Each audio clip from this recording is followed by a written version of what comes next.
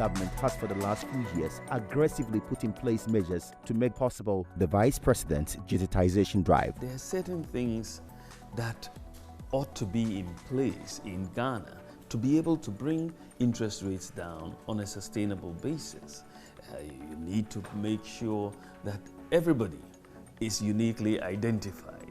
So you need a national identification system of sorts. Other countries have it. If you go to the US, you have the social security numbers. You have in the UK the national insurance numbers and so on.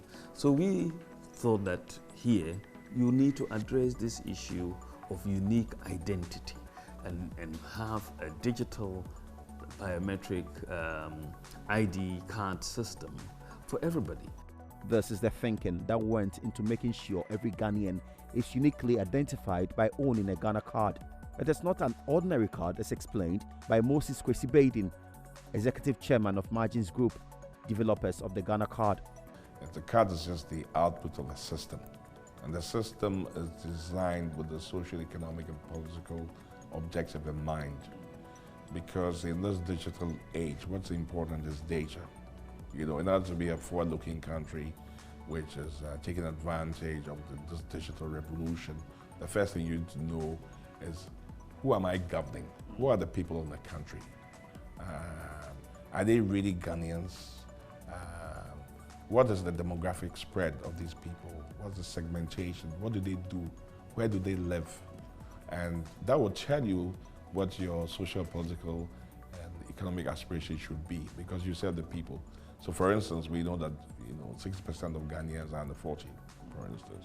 And if you see the population spread, you will know the educational needs, you will know the health needs, you will know the housing needs, you will know everything about what people are. That means that you can plan. And when you plan precisely, then the ability for government policies to be more effective without waste is automatic. Presently, 15.6 million Ghanaians above 15 years old have the Ghana card. This means over 90% of all people supposed to own Ghana card have it now. The Ghana card is an electronic identity document with 3 profiles. One is an e-passport, the other is an e-ID profile, and the other is a match-on-card profile. Now, these 3 profiles allow you to seamlessly connect to all kinds of digital services, not just in Ghana, but globally. Presently, various governmental agencies that thrive primarily on data are integrating with the Ghana card. This is crucial, according to the Vice President, Dr. Alhaji Baumia. The national ID number is your single source of truth in this sense. And so if you have a national ID number, we will integrate it with the Ghana Revenue Authority, GRA. When we came into office, only 750,000 people had tax identification numbers out of our population of 30 million. How do you get people into the tax net? I mean, they just will not go and register. We said, well, if you have a Ghana identity card, the Ghana card, you have this unique number. Why don't we make that unique number, rather, your tax identification number? So essentially, the 15.5 million people that we have registered suddenly all have tax identification numbers, because their Ghana card number is now their tax identification number. So you move from 750,000 to 15.5 million, just like that. The country needs money to start, and in some cases fast-track developmental project. Every peso counts, and so there should not be any way monies meant for the state go into private pockets. The Ghana Revenue Authority, the institution charged to collect all government revenues, also saw digitization as the way out. When it's digitalized, it also becomes a way of being able to seal the revenue leakages, because when you want to do enforcement by doing physical enforcement or by putting security men, it doesn't work as effectively as when enforcement comes by digitalization. And when GRA took that bold step to fully digitize the operations, especially at Ghana's point of entry, the evidence has been clear, according to its commissioner. We were doing around 800 to 900 million per month as far as revenues from the port duties are concerned. Today we are doing about 1.2, 1.3, which shows a range of between 300 and 400 million additional revenue per month. And therefore, in the 1 year that we have operated the system, we've brought in almost about 18 billion, which was previously not something that could be done. In the next few months, no client would have to visit any of the GRA offices for any transaction. You can get whatever you need and want to do through technology. SNET has been cautious over the years about who is receiving benefit due them. It is the reason they embrace the government digitization drive without any hesitation. For us, because we need to identify our members and make sure that we are paying money to the person who rightfully deserves to be paid, we needed to make sure that we are able to identify our members in an easy way. I mean, in the past, we will have to look at your photograph and then maybe go and pull a piece of paper and with a magnifying glass and check your fingerprint and so on and so forth, which is cumbersome, as you can imagine. With most of their clients well advanced in age, SNET has been concerned about how they could bring services to their doorsteps so they don't have to travel long distances to the capital for transactions. Through digitization, this is becoming a reality. Before, SNET offices were not networked. So if you were in Tamale and you wanted to process your pension, somehow you have to find your way to Accra, or the paper has to find its way to Accra, right? Now when you have offices that are networked with one data center and everybody goes in there to look for information, now I can sit in Laura, process a pension application, I don't have to come to Accra. So it starts, well, for us, it started with making sure that our offices are networked. Presently, SNET is in the process of opening branches in homes. Surprised to hear this? Well, courtesy the phone you are holding, very soon, you will be able to access anything you need from SNET through your phone. We'll try and push mobile money, pay pensions through mobile money. Once people have registered their SIM card with their NIA card, right? So now the whole thing is, the whole ecosystem is coming together.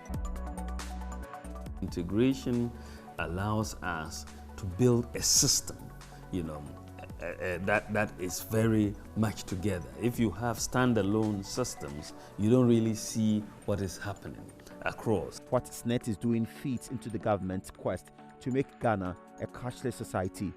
No one should carry physical cash on them, and no one should have difficulties moving cash from one platform to the other. That is the role the Ghana Interbank Payment and Settlement Systems Limited, GIPS, is playing. GIPS is very, very instrumental in the Bank of Ghana in bringing about the mobile money interoperability that we have in Ghana.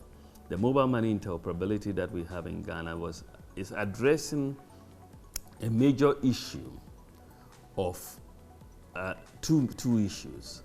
One, you had a situation where between the telcos, you couldn't send money between Vodafone and MTN or MTN and Airtel and so on.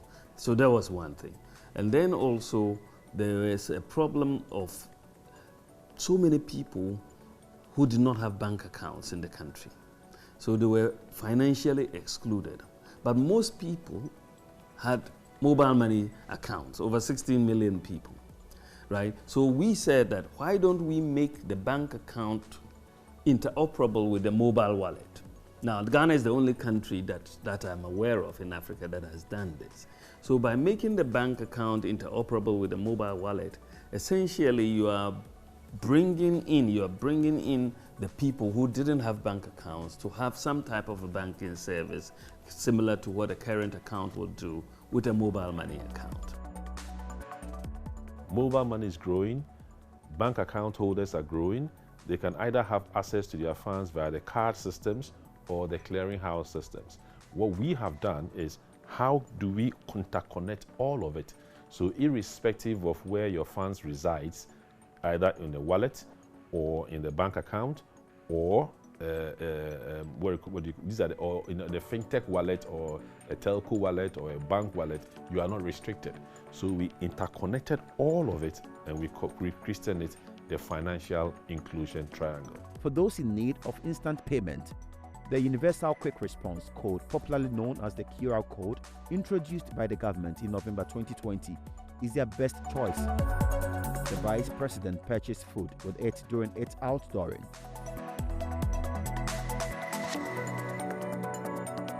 The Universal QR code payment system is a system that really is trying to broaden the use of electronic payments in Ghana. We have been very limited because if you are in Makola or Agbogloshi market or wherever, you are selling tomatoes or someone selling waakye by the street and so on, they are very limited in access to electronic payments if they have to use your traditional point of sale device using a Visa card or a MasterCard. The fees alone will collapse their businesses, right? So you needed something that was very simple and that could be accessed by everybody. So the cards payments is for POS. POSs are used for the cards payment, and the universal QR code is for the instant world. So when you make any payment using the universal QR code, the merchants will have access to their funds instantly. With the comfort the universal QR code provides, it will not be surprising that soon it may be the favorite of most Ghanaians. Every merchant in Ghana should have a QR code. It's free, right? Everybody, not only merchant, every individual, I think your bank or your mobile company should be able to send you a QR code or you generate one. And that means if we have that for every merchant, it means you don't really need to carry cash, and your store people will not be able to steal your money because when people pay in cash, sometimes they don't give you the money, right? So the QR code is quite revolutionary. Government is determined to seal all financial leakages in the system through technology and also make it extremely easier for people to access government services without any hassle. That is the rationale behind Ghana.gov portal. It's one portal where you can access all government services. That is what we're trying to do. So whether it's the Registrar General or it's the tax or it's lands or the assemblies, whatever, all the MMDAs are going to be on Ghana.gov. So if you want to do pay for any service, you just sit in the comfort of your home, go to Ghana.gov and say, I want to apply for a passport, I want to apply for a building permit, I want to buy electricity. All of those will be available. And then you will pay for that service using either your Momo account or the bank Ghana Link card or whatever. You do it electronically. We have that consolidated view across board of all monies that are paid through the system. So all transactions on the system are visible on the platform. So we can tell you at the end of the day how much money was generated in total by all government agencies that are connected to the system. And we can tell you also that at the end of the day, how much by each. So that is the speed with which the system can do it. And all these things, we used to do them manually. Why is it that we don't have addresses, in the country? Why?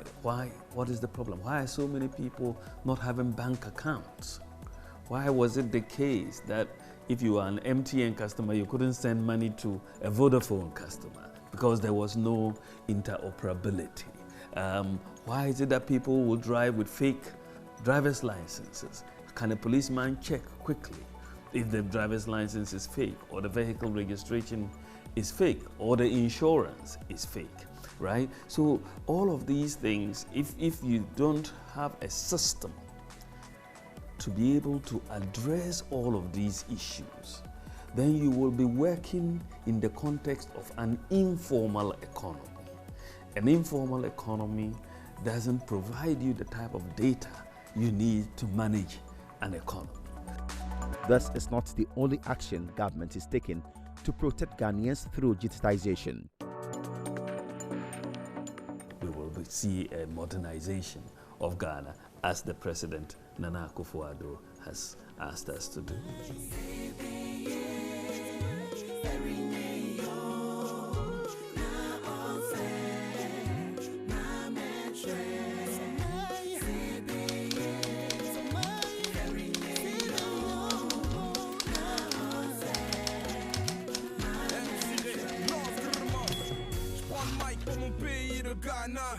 One love pour nos mamans Africa.